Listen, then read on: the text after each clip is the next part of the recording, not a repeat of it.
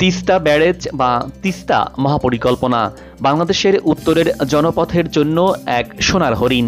তিস্তা বাংলাদেশের উত্তরাঞ্চলের অত্যন্ত গুরুত্বপূর্ণ নদী।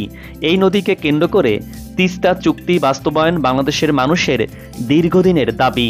এরই মধ্যে বাংলাদেশে নতুন সরকার গঠিত হয়েছে। বাংলাদেশ ভারত সুসম্পর্ক থাকলেও তিস্তার ন্যায্য হিস্সা আদায় হয়নি আজও পর্যন্ত। এই সমস্যা সমাধানে বাংলাদেশের নতুন অন্তর্বর্তী সরকার তিস্তা চুক্তি নিয়ে কি ভাবছে জানাবো সেই বিষয়ে। চোখ রাখুন প্রতিবেদনে। নদীমাতৃক এই দেশে ছোট বড় মিলিয়ে নদ নদীর সংখ্যা প্রায় 700, যার দৈর্ঘ্য প্রায় 24,140 কিলোমিটার। এই নদীগুলোর মধ্যে 54টি বাংলাদেশ ও ভারতের মধ্য দিয়ে প্রবাহিত হচ্ছে। আন্তঃসীমান্ত এই নদীগুলোর মধ্যে তিস্তা একটি। এই নদী নিয়ে বাঙালির বঞ্চনার ইতিহাস, কিন্তু এবার সেই অবস্থার পরিবর্তন হবে। ভারতের গজলডোবা এবং অন্যান্য ব্যারেজ নির্মাণের ফলে বাংলাদেশ কতটা ক্ষতিগ্রস্ত হচ্ছে, তিস্তা নদী ঘিরে বাংলাদেশের মহাপরিকল্পনায় কি কি থাকছে, আর কেনই বা স্পর্শকাতর এই প্রকল্প, এসব তথ্য নিয়ে সাজিয়েছি আজকের পর্ব। চোখ রাখুন প্রতিবেদনে। প্রায় 240 বছরের পুরানো নদী তিস্তা। তিস্তা নদীর উৎপত্তি ভারতের পার্বত্য অঙ্গরাজ্য সিকিমে। এটি ভারতের সিকিম এবং পশ্চিমবঙ্গ রাজ্য এবং বাংলাদেশের মধ্য দিয়ে প্রবাহিত একটি নদী। তিস্তা সিকিম ও পশ্চিমবঙ্গের জলপাইগুড়ি বিভাগের প্রধানতম নদী। একে সিকিম ও উত্তরবঙ্গের জীবন রেখাও বলা হয়। সিকিম ও পশ্চিমবঙ্গের উপর দিয়ে প্রবাহিত হবার পর বাংলাদেশে প্রবেশ করে তিস্তা ব্রহ্মপুত্র নদের সঙ্গে মিলিত হচ্ছে। এর সঙ্গে রয়েছে দেশের উত্তরের 25টি নদীর প্রবাহ। তিস্তার দৈর্ঘ্য 315 কিলোমিটার, যার মধ্যে 200 কিলোমিটার ভারতে এবং 115 কিলোমিটার বাংলাদেশ অংশে পড়েছে। বাংলাদেশের উত্তরাঞ্চলের জেলাগুলোর জন্য তিস্তা খুবই গুরুত্বপূর্ণ একটি নদী। এই নদীর অববাহিকার নীলফামারী, লালমনিরহাট, কুড়িগ্রাম জেলার রাজারহাট, উলিপুর, চিলমারী, রংপুরের গঙ্গাচড়া, কাউনিয়া ও পীরগাছা, গাইবান্ধার সুন্দরগঞ্জ উপজেলার ওপর দিয়ে বয়ে গেছে তিস্তা। এসব জেলার কয়েক লাখ মানুষের জীবন জীবিকা এই নদীর উপর নির্ভরশীল, কিন্তু এই নদী যেন চির দুঃখের নামও। যুগের পর যুগ ধরে তিস্তা নদীর ওপর বাংলাদেশের ন্যায্য অধিকার থেকে বঞ্চিত। বাংলাদেশের উজানে একের পর এক বাঁধ দিয়ে ভারত কর্তৃক তিস্তার পানি সরিয়ে নেওয়া হয়, আর বর্ষা মৌসুমে বাঁধ খুলে দিয়ে বাংলাদেশকে অকাল বন্যায় ভাসানো যেন রীতি হয়ে গেছে। তিস্তার উৎপত্তি স্থলের পর থেকে এই নদীর প্রবাহ বাধাগ্রস্ত করতে একের পর এক প্রকল্প নিয়েছে ভারত সরকার। বিশেষ করে পশ্চিমবঙ্গে এই নদীর পানি ধরে রাখতে গজলডোবা বাঁধ নির্মাণ করেছে। 1998 সালে বাংলাদেশ সীমান্তের 60 কিলোমিটার উজানে ভারত সরকার এই বাঁধ নির্মাণ করে। মূলত এই গজলডোবা ব্যারেজের মাধ্যমে তিস্তা নদীর নিয়ন্ত্রণ ভারতের হাতে চলে যায়। এই বাঁধে ফটক রয়েছে 54টি, যা বন্ধ করে তিস্তার মূল প্রবাহ থেকে পানি ভারতের পশ্চিমবঙ্গের বিভিন্ন খাতে পুনর্বাহিত করা হয়। শুধু এটি নয়, তিস্তার উজানে আরও নির্মীয়মান এবং পরিকল্পিত 15টি প্রবাহ বাধাদান এবং অপসারণমূলক কাঠামোগুলো সবই ভারতের কেন্দ্রীয় সরকারের প্রকল্প। তিস্তার উপর নির্মিত গজলডোবা এবং অন্যান্য ব্যারেজ নির্মাণের ফলে বাংলাদেশের উত্তরের জেলাগুলোতে হঠাৎ বন্যা দেখা দেয়।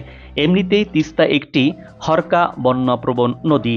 এখন গজলডোবা ব্যারেজ পরিচালনাকারীরা তাদের সুবিধামতো সময়ে ব্যারেজের গেট খুলে দেয়। এর ফলে বাংলাদেশের তিস্তা অববাহিকা বন্যা কবলিত হয়ে পড়ে।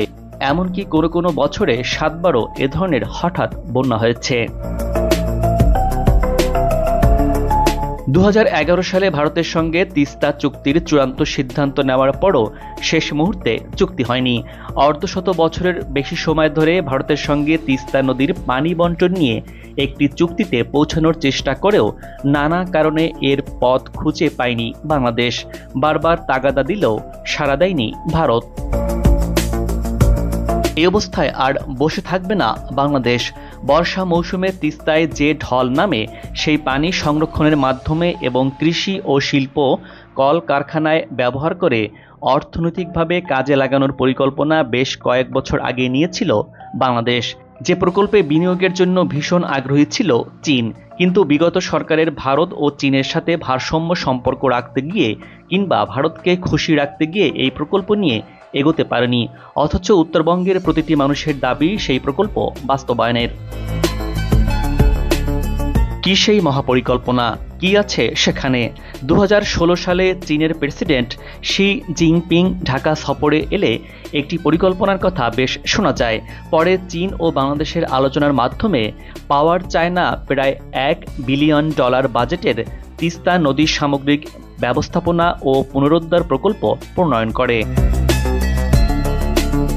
তিস্তা নদীকে ঘিরে উন্নয়ন পরিকল্পনার ব্যাপারে বারবারই আগ্রহ আছে চীনের। এমনকি ঢাকায় নিযুক্ত চীনা রাষ্ট্রদূত কুড়িগ্রামের তিস্তা ব্যারেজও পরিদর্শন করেছেন। এই প্রকল্পে দেখা যায় তিস্তা নদীর যে প্রশস্ততা আছে তা কমানো, অর্থাৎ এই নদীর গড় প্রশস্ততা বর্তমানে প্রায় 3 কিলোমিটার, সেই প্রশস্ততা থেকে 0.816 মিটার কমিয়ে আনা হবে। এর ফলে নদী গর্ভের প্রায় 171 বর্গ কিলোমিটার ভূমি পুনরুদ্ধার করা সম্ভব হবে। এছাড়া খননের মাধ্যমে তিস্তার গভীরতা করা হবে দ্বিগুণ। বর্তমানে এই নদীর গড় গভীরতা 5 মিটার, এটিকে 10 মিটার গভীর করে খনন করা হবে। এর ফলে তিস্তার নাব্যতা বৃদ্ধি পাবে। নদী ঘিরে বেশ কিছু জেটি, বন্দর ও সড়ক নির্মাণ করা হবে। চীনের প্রস্তাবিত এই তিস্তা প্রকল্প বাস্তবায়ন হলে বদলে যাবে উত্তরাঞ্চলের 5 জেলার মানুষের ভাগ্যের চাকা। প্রকল্পটি বাস্তবায়ন হলে ভারত থেকে বাংলাদেশকে অতিরিক্ত পানি আর প্রয়োজন পড়বে না। নদীর গভীরতা দ্বিগুণ হওয়ার কারণে বন্যার পানি প্লাবিত হয়ে ভাসাবে না গ্রামাঞ্চলের জনপদ। সারা বছর নৌ চলাচলের মতো পানি সংরক্ষণের ব্যবস্থা রাখা যাবে। প্রকল্পে বলা আছে 108 কিলোমিটার নদী খনন, নদীর দুপারে 173 কিলোমিটার তীর রক্ষা, চর খনন, নদীর 2 ধারে স্যাটেলাইট শহর নির্মাণ, বালু সরিয়ে কৃষি জমি উদ্ধার ও 1,13,000 কোটি টাকার সম্পদ রক্ষা এবং প্রতি বছরে 20,000 কোটি টাকার ফসল উৎপাদন করা সম্ভব হবে। নৌবন্দর এবং আইন শৃঙ্খলা রক্ষায় 2 পাড়ে থানা, কোস্টগার্ড ও সেনাবাহিনীর জন্য ক্যাম্পের ব্যবস্থাও প্রস্তাবে রাখা হয়েছে প্রকল্পে।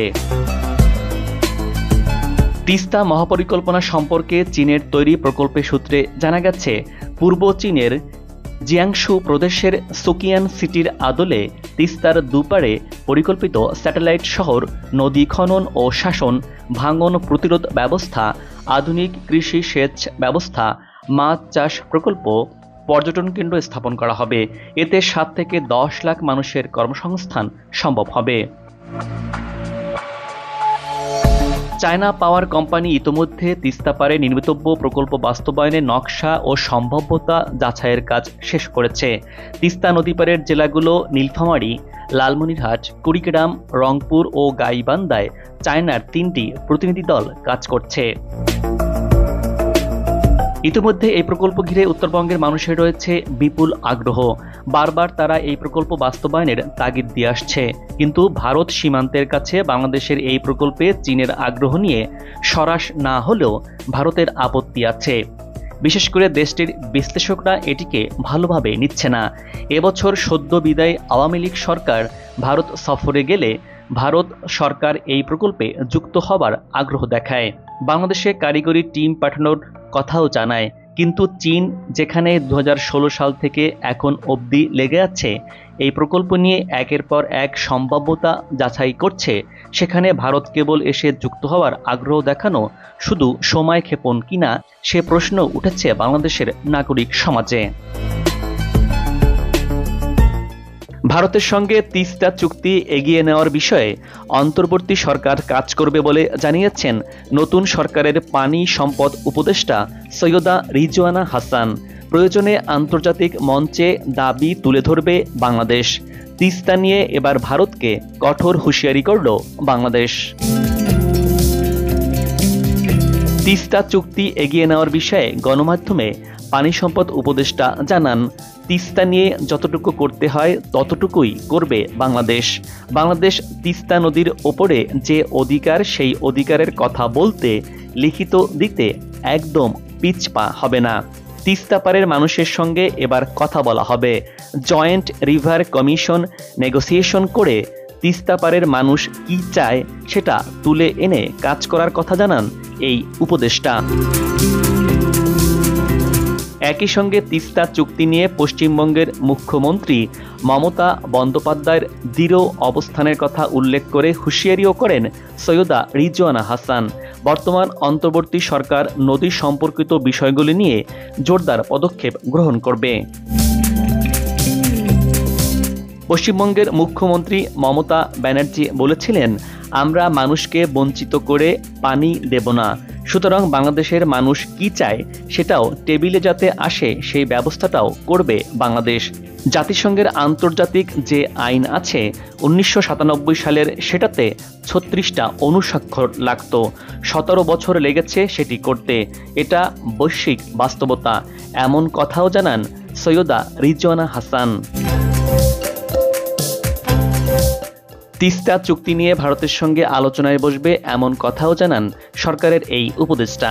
ভারতের সঙ্গে কুশিয়ারা, ফেনী নিয়েও চুক্তি আছে। গঙ্গা চুক্তি রিনিউ করার বিষয়ও আছে। 54 অভিন্ন নদী ছাড়াও আরও কিছু অভিন্ন নদী রয়েছে, সে বিষয়ে কথা বলবে বাংলাদেশ। আমাদের যে দাবি দেওয়া আছে সেগুলো আমরা জোরালোভাবে তুলে ধরা হবে। প্রয়োজনে আন্তর্জাতিক মণ্ডলও কথা বলবে যে এটি ন্যায্য দাবি। বাংলাদেশ সবার সাথে বন্ধুত্বপূর্ণ সম্পর্ক রেখে এগিয়ে যেতে চায়। সেই বন্ধুত্বপূর্ণ সম্পর্ক সমতার, সমান মর্যাদা ও সমান অংশীদারিত্বের। প্রকল্পটি চীন বাস্তবায়ন করুক বা ভারত করুক বা দুই দেশ মিলে করুক, তাতে সাধারণ মানুষের কিছু যায় আসে না। আমরা চাই তিস্তা নিয়ে দীর্ঘদিনের বঞ্চনার সমাপ্তি হোক, তিস্তা পারের মানুষের দুর্দশার অবসান হোক।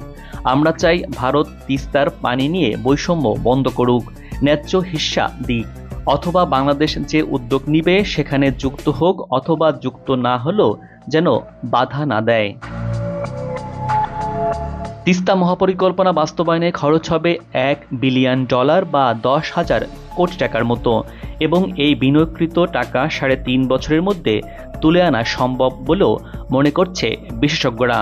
পদ্মা সেতুর খরচের টাকা তুলতে যেখানে 30 বছর সময় লাগবে, সেখানে এই প্রকল্প কতটা অর্থনৈতিকভাবে লাভজনক সেটি সহজে অনুমান করা যায়। আর নতুন করে বিনিয়োগকারীও খুঁজতে হবে না। চীন এক পায়ে দাঁড়িয়ে আছে। বাংলাদেশ পানি উন্নয়ন বোর্ড, পাওয়ার চায়নার মধ্যে 2016 সালের 28 সেপ্টেম্বর একটি সমঝোতা স্মারক সই হয়। এটাকে কাজে লাগানোর এখনই সময়। যে দেশে পদ্মা, মেঘনা, যমুনার মতো পৃথিবীর বড় বড় নদী উপনদী সমন্বয়ে বৃহৎ নদী ব্যবস্থা গড়ে তুলতে পেরেছে বাংলাদেশ, সে দেশের মানুষ চায় দেশের উত্তরাঞ্চলের মানুষের দুর্দশা লাঘব করে অর্থনৈতিক মুক্তির জন্য তিস্তা মহাপরিকল্পনা দ্রুত বাস্তবায়নের উদ্যোগ নেবে বাংলাদেশের নতুন অন্তর্বর্তী সরকার। দর্শক, আজ এ পর্যন্তই। আসুন আমাদের নদীগুলোকে দূষণমুক্ত রাখি, দেশের কোনো অবকাঠামোতে পোস্টার না লাগাই, একটি পরিচ্ছন্ন সুন্দর বাংলাদেশ গড়ে তুলি। সবাই ভালো থাকবেন। ভিডিওটি ভালো লাগলে লাইক এবং কমেন্টস করে সাথে থাকবেন। ভালো থাকুন এবং নিরাপদে থাকুন।